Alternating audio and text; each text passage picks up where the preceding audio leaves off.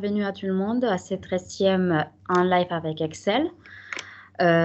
Aujourd'hui, ça sera moi-même, Souligne Racine Espérea, responsable technique de laboratoire, et ma collègue Lauriane Poud, technicienne de laboratoire et œnologue en même temps, qui vont vous expliquer tout ce que concerne l'olfactométrie. Donc, on va commencer.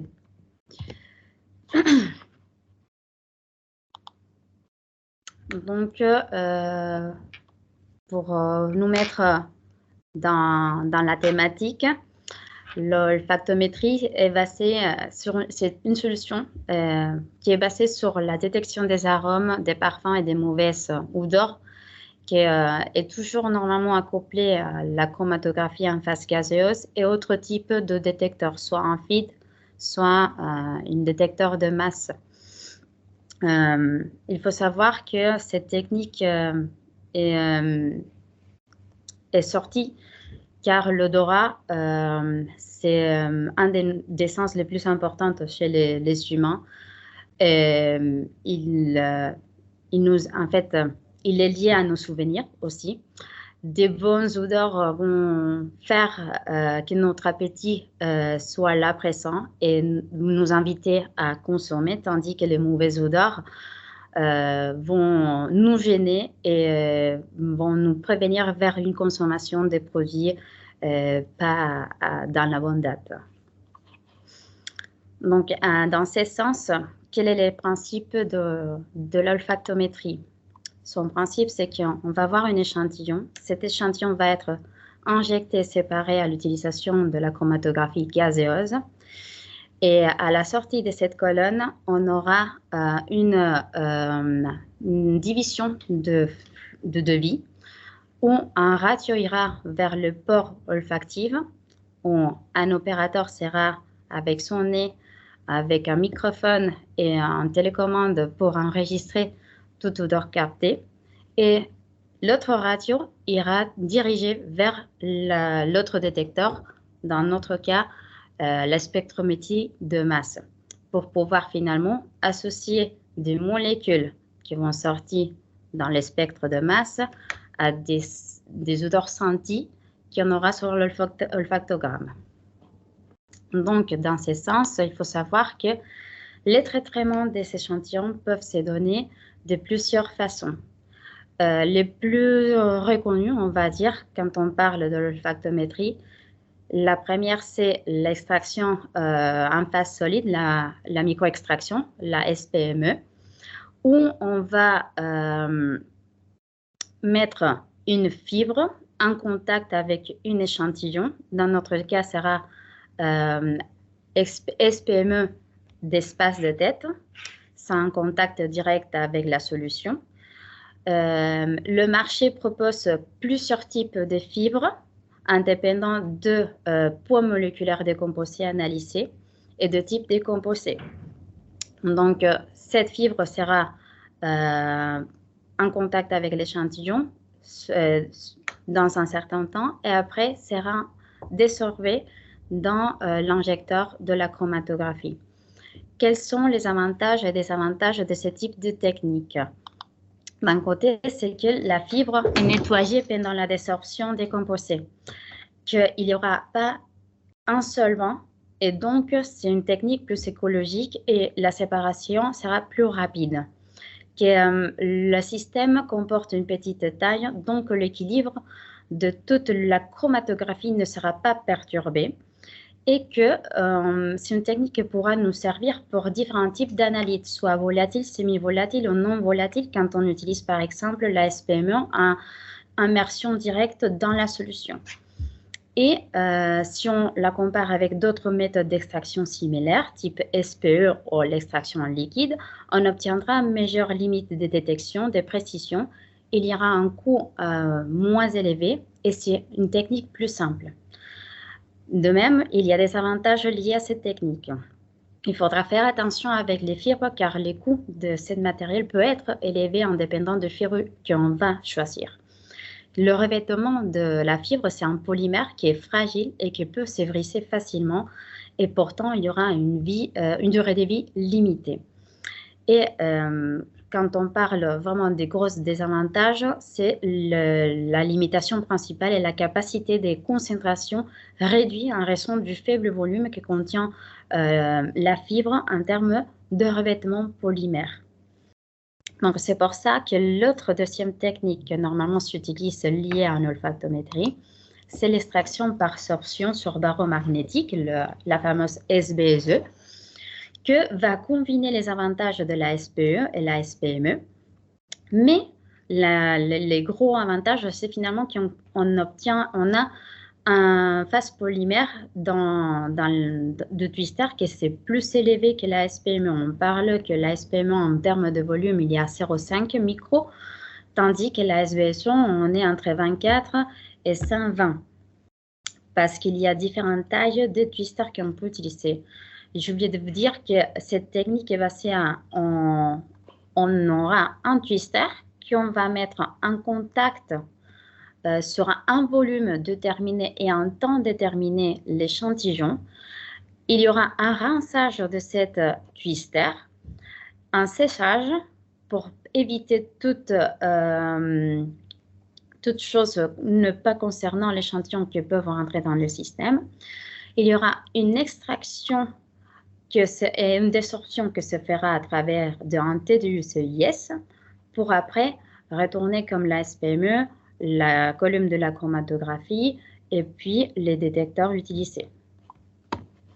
Il y a aussi des avantages liés à ce type de technique d'extraction. C'est le temps de préparation d'échantillons pour l'extraction des analytes d'intérêt.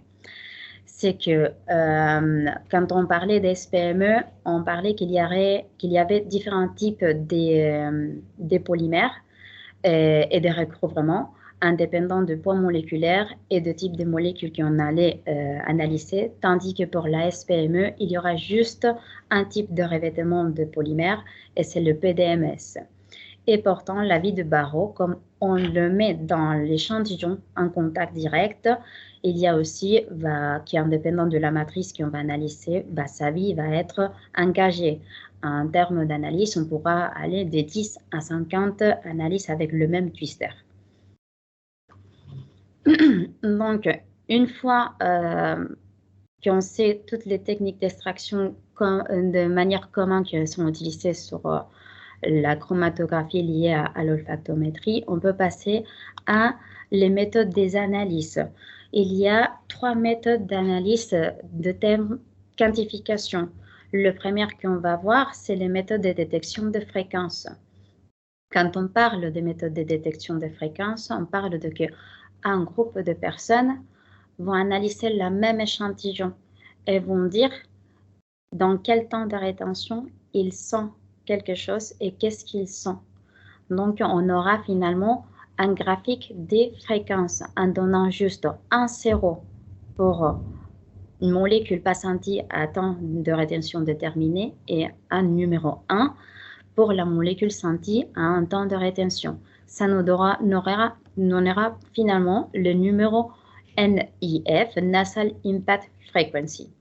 Si on peut aller un peu plus loin en nageant l'impact au cours du temps. Dans ce cas, on aura en valeur le SNIF, Surface of Nasal Impact Frequency, où l'opérateur ne va pas juste donner sa valeur en disant j'ai senti, sinon dans combien de temps de la chromatographie j'ai arrivé à percevoir le même arôme. Aucun de ces deux techniques finalement est lié à l'intensité. Ce sont des avantages. Ça implique qu'au moment qu'on se trouve au-dessus du seuil de perception pour un composé donné, on pourra avoir à peu près le même type de valeurs en sachant que la concentration ne sera pas du tout pareille parce qu'elle n'est pas liée à l'intensité. La deuxième méthode qu'on connaît comme méthode de quantification, c'est la méthode de dilution au seuil. C'est celle qui s'appelle en anglais Arome Extract Dilution Analysis, AEDA. Cette méthode est basée sur, on passe l'échantillon elle-même et après on va commencer à faire des dilutions. 2, 3, 5, un facteur même 10 et on verra au cours de ces dilutions quels sont les arômes qu'on continue à percevoir. Ça nous donnera finalement un valeur pour voir quel est le composé qui est la base de l'arôme de l'échantillon et après les autres composés qui sont liés plus à la typicité de l'échantillon. La dernière méthode, c'est la méthode d'intensité directe, reconnue comme méthode OSME, qui a été décrite pour la première fois par Da Silva en 1994.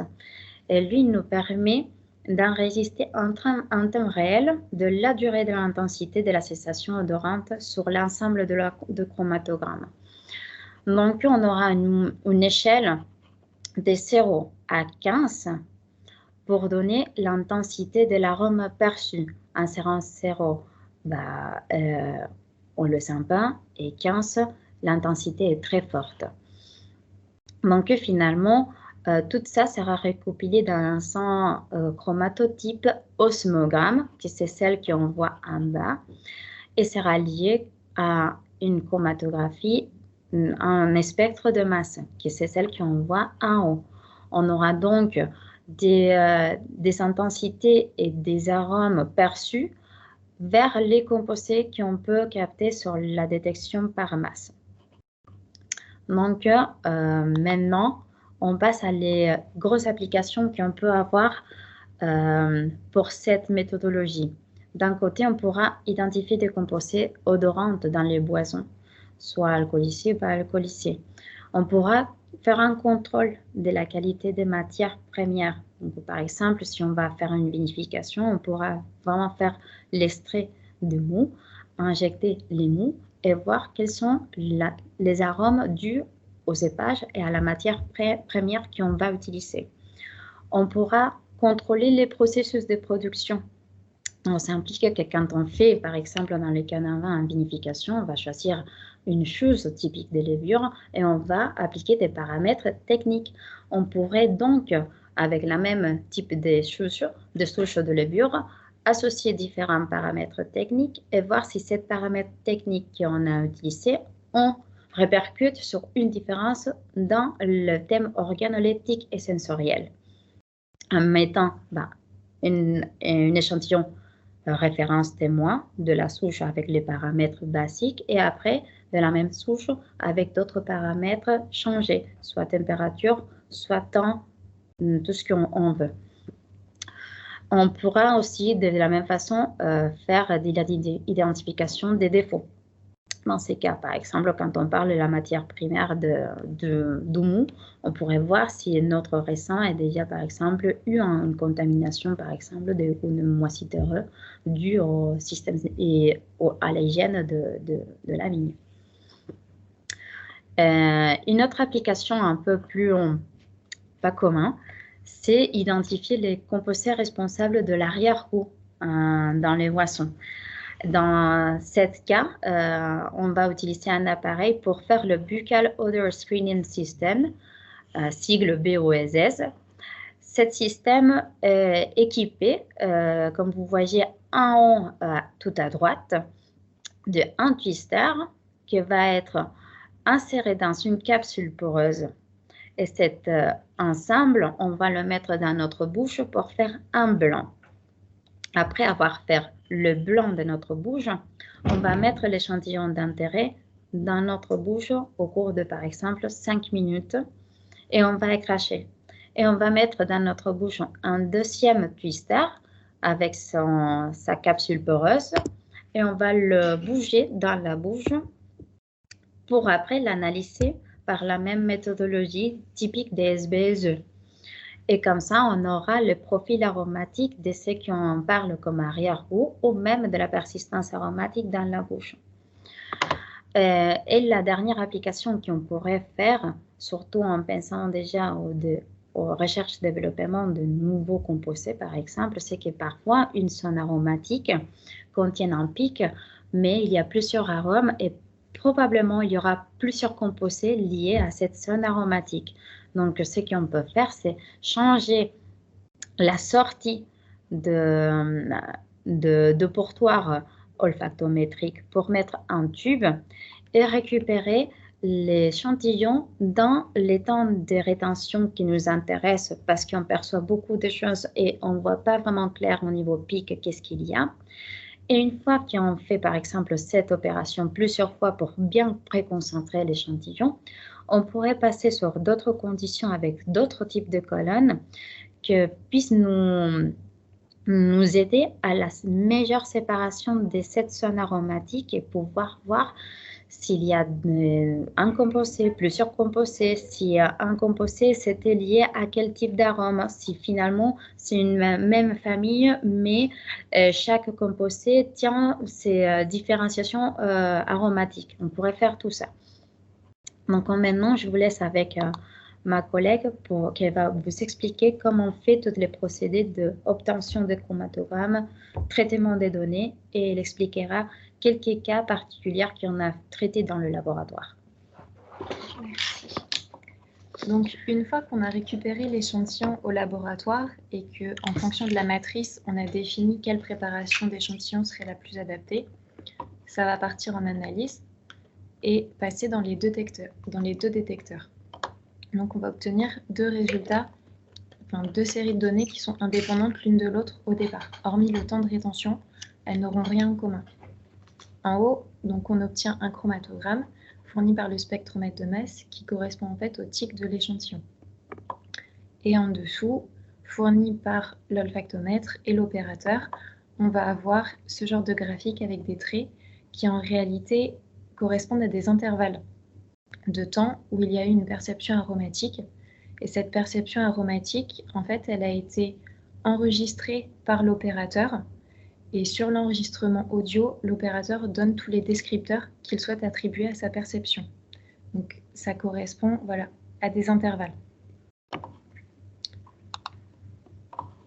Pour illustrer le traitement de données, je vais vous donner un exemple concret qu'on a eu au laboratoire. Donc, par exemple, celui d'un vin blanc liquoreux. Donc là, vous voyez le chromatogramme intégral. Et on va juste s'intéresser à une petite zone, donc entre la 21e et la 25e minute. Donc là, on voit que l'opérateur a défini et a trouvé 5 zones aromatiques qu'il a attribuées à des descripteurs différents. Donc, ils peuvent aller de l'exotique au floral, aux champignons, épicés et lactés. Et donc, ces descripteurs sont bien raccordés à des temps de rétention qui sont synchronisés par rapport au spectromètre de masse.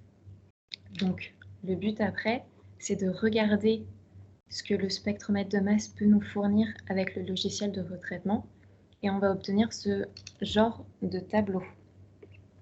Donc, en fait, on va utiliser une librairie, donc la NIST, et notre logiciel va comparer les résultats qu'il va avoir obtenus à l'injection pour nous donner des molécules probables, des identifications de molécules qui seront présentes dans l'échantillon.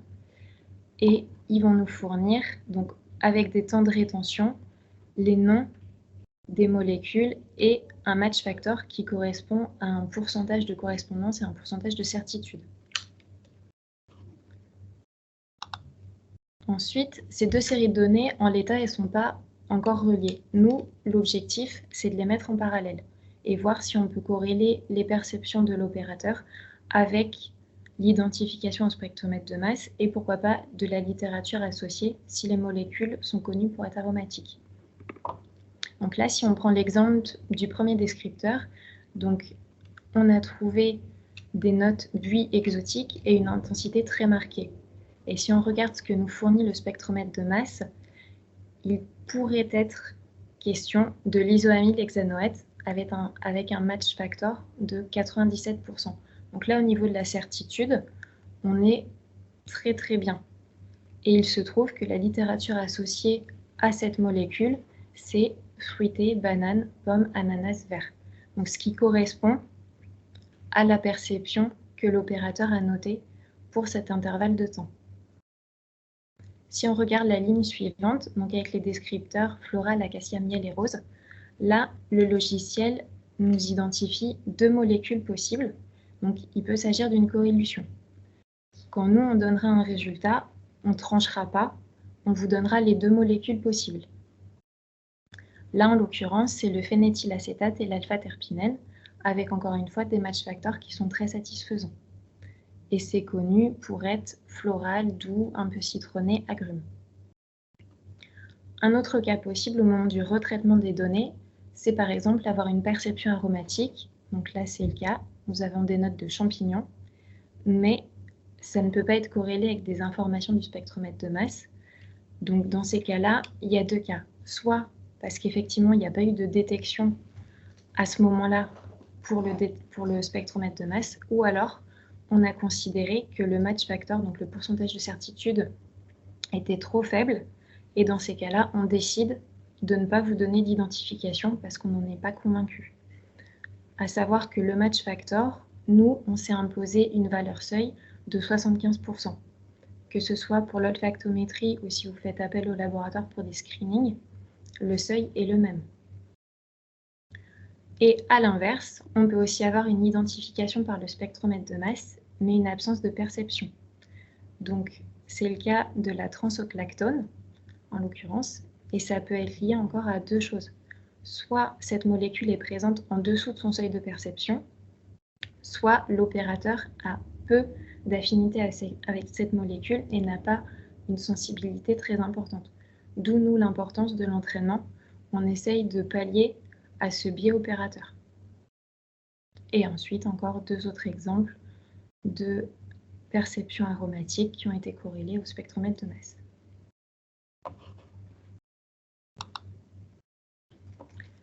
En termes d'échantillons qu'on a pu avoir au laboratoire, il nous est demandé de temps en temps de faire des profils détaillés.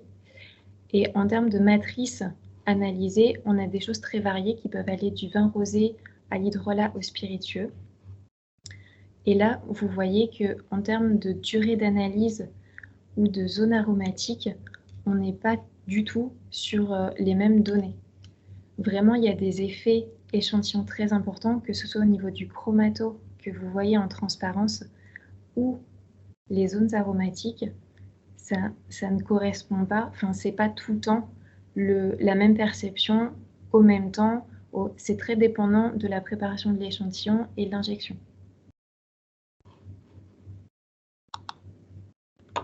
On a également d'autres demandes qui correspondent à des comparaisons d'échantillons.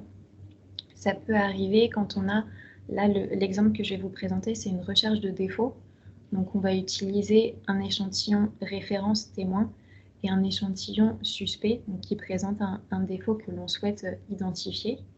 Mais ça peut être aussi dans le cas, par exemple, de modalités d'essai pour des itinéraires de GINIF.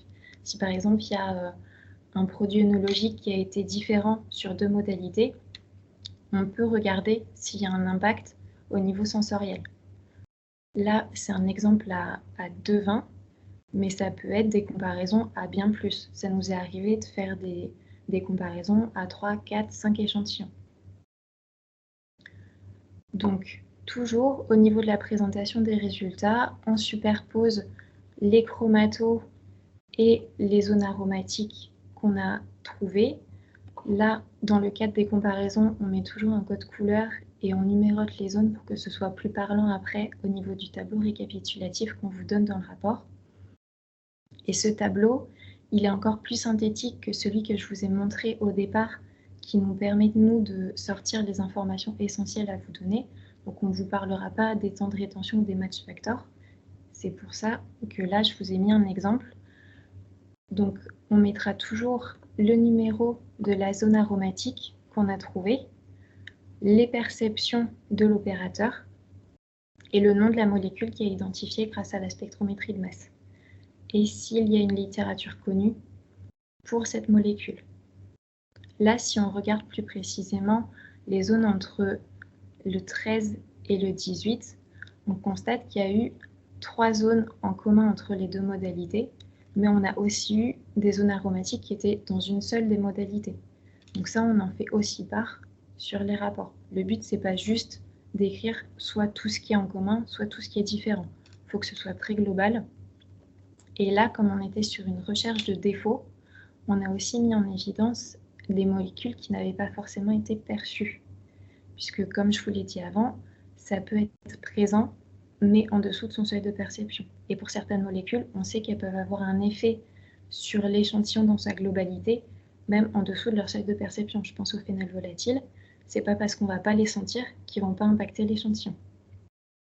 Et là, dans notre cas, donc la différence entre notre échantillon témoin et notre échantillon suspect, c'est surtout la présence de ce petit pic-là, qui n'a pas été perçu puisque vous ne voyez pas de zone aromatique en couleur par-dessus, mais l'identification en spectrométrie de masse a trouvé que c'était de l'octane 3-ol, qui lui est connu pour ses notes terreuses champignons.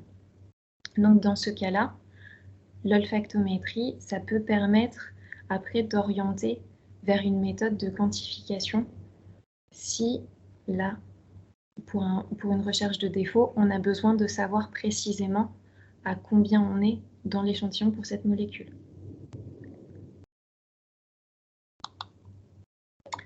On peut également avoir le cas inverse et au lieu de compléter l'olfactométrie par une méthode quantitative, utiliser plutôt l'olfactométrie comme le complément d'une autre analyse. C'est le cas par exemple pour les zones vertes, pour lesquelles là, sur l'exemple de plateaux en plastique, on a constaté des molécules qui pouvaient avoir un impact aromatique et savoir si vraiment elles sont perceptibles en olfactométrie. Donc, soit on s'en sert de base pour un complément, soit c'est l'olfactométrie elle-même qui complète les analyses. Et je prends la parole à Surin. Donc, pour finaliser, les choses qu'on devrait nous rappeler, ce que j'aime bien de mettre finalement sur toutes les présentations, c'est les take-home messages. D'abord, c'est qu'il faut tenir en compte, c'est qu'il y a plusieurs préparations possibles pour l'échantillon, comme l'immersion directe SPME, le Headspace SPME, les SBSE. On pourrait éventuellement faire une extraction liquide-liquide et après faire une injection en liquide. Il y a plusieurs options en fait. Il y a aussi différentes méthodes d'analyse selon les besoins. On pourrait faire une détection de fréquence, qu'on pourrait faire des tests de dilution et qu'on pourrait faire de l'intensité directe. Normalement, on est surtout sur le dernier plutôt que sur les autres méthodes. Et que, comme on vous a expliqué, les applications, je pense que l'imagination est la fin des applications qu'on peut avoir pour cette technique. Je vous remercie pour votre présence et je vous dis donc au suivant en live avec Excel. Merci beaucoup et bonne journée. Bonne journée. Au revoir.